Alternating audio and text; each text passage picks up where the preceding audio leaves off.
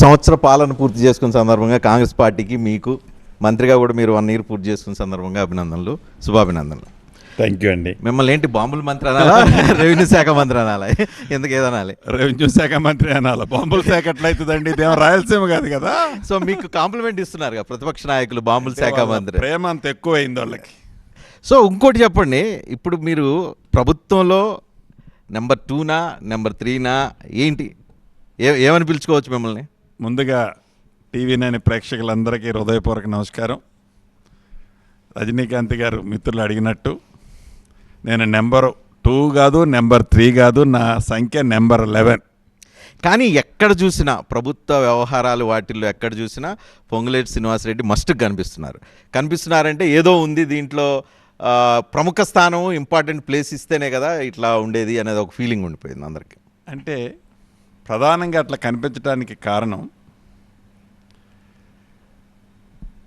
ఎప్పుడైతే నేను కాంగ్రెస్ పార్టీలో జాయిన్ అయ్యానో, జాయిన్ అయిన లగాయతు దొరల పాలనని అంతమొందించే దాంట్లో ఎలానైతే కాంగ్రెస్ కార్యకర్తల ఆనాడు అందరితో కలిసి ఫైట్ చేశామో, అదే పద్ధతిలో ప్రభుత్వం వచ్చిన తర్వాత కూడా ఆ బాధ్యతలో మేమందరం తీసుకోవాల్సిన అవసరం ఉంది. ఆ అవసరాల నిమిత్తం రాష్ట్ర ప్రజలు పేదవాళ్ళ సంక్షేమం కోసం కనిపిస్తుంటే కనిపించి ఉండొచ్చు, కానీ నెంబర్ 2 పొజిషన్లో మా నెంబర్ 2గా మాకు బట్టి విక్రమార్క గారు డిప్యూటీ చీఫ్ మినిస్టర్ గారు ఉన్నారు, వారు నెంబర్ 2 అవుతారు. సో ఒప్పుకుంటున్నారు ఆయన నెంబర్ 2. నెంబర్ 3నా? నో, నాది నెంబర్ 11, లాస్ట్లోనే ఉంటాను నేనే ఒప్పుకుంటున్నా కదా.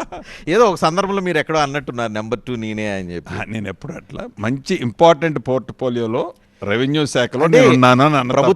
ప్రభుత్వ రివ్యూలైనా, పార్టీలకు ఎమ్మెల్యేలు ఫిరాయించిన, లేదు ఎక్కడన్నా ఏదన్నా పెద్ద ఒక క్రైసిస్ మేనేజ్మెంట్ చేయాలన్నా, లేదు పక్క పార్టీల్లో ఏమైనా జరుగుతాయి అన్నా, లేకపోతే మీ ప్రత్యర్థులు ప్రతిపక్షాలకు సంబంధించిన వాళ్ళు అరెస్ట్ కావాలన్నా, అరెస్ట్ అవుతుందనే ఇన్ఫర్మేషన్ చెప్పాలన్నా అన్నీ మీరే రివీల్ చేస్తారు. చేయలేదు గురువు గారు, తెలంగాణ ప్రజలకు చాలా స్పష్టంగా తెలుసు. ఉద్దేశపూర్వకంగా ఈ ప్రభుత్వం ఎవరిని అరెస్ట్ చేయాలని కానీ చేయటం కానీ జరగలే, అటువంటిది ఉండదు, ఉద్దేశపూర్వకంగా ఉండదు. అంతవరకు మీకు క్లారిటీ ఇస్తున్నాను. అయితే ఇందాక మీరు అడిగినట్టు అనేక సందర్భాల్లో కనిపిస్తేనే కనిపించి ఉండొచ్చు, కనిపించలేదని కూడా నేను అనను. కనిపిస్తున్న దాన్ని కనిపించలేదంటే అది తప్పు అవుతుంది. కనిపిస్తున్న మాట నిజం. దానికి కారణం ఏదైతే ఇందిరమ్మ రాజ్యంలో తెలంగాణ రాష్ట్ర ప్రజలకి మంచి చేసే దాంట్లో అయితే తప్పకుండా శ్రీనివాసరెడ్డి ఉంటాడు. ఓకే, కర్ణాటకలో ఒక డీకే శివకుమార్ ఉన్నారు కాంగ్రెస్ పార్టీలో.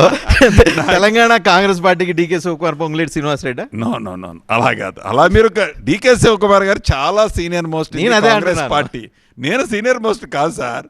నేను మొత్తం కాంగ్రెస్ పార్టీలోకి వచ్చి సుమారుగా ఎంత అయింది, ఇది ఒకటి, అది ఒక 6 నెలలు, ఇది 18 months. ఈ మాట రివీల్ చేశారు కానీ, కాబట్టి నేను ఒకటి చెప్తున్నాను.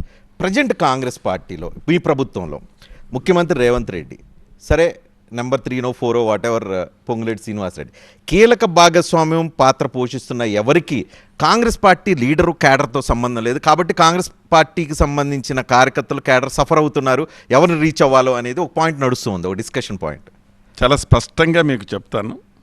ఈనాడు కాంగ్రెస్ పార్టీ గౌరవ ముఖ్యమంత్రి గారు కానీ మంత్రులమైన మేమందరం చాలా not only Congress cadre, Congress కార్యకర్తలు, అభిమానులు, తెలంగాణ రాష్ట్ర ప్రజలందరికీ చాలా ఫ్రీ యాక్సెస్లో నిత్యము అందుబాటులో ఉంటూ, ఏ కష్టం వచ్చిందన్నా, ఏ బాధ వచ్చిందన్నా డెఫినెట్గా శక్తి వంచన లేకుండా దాన్ని అటెండ్ చేస్తూ ప్రజలకు అండగా అయితే ఉంటున్నాం.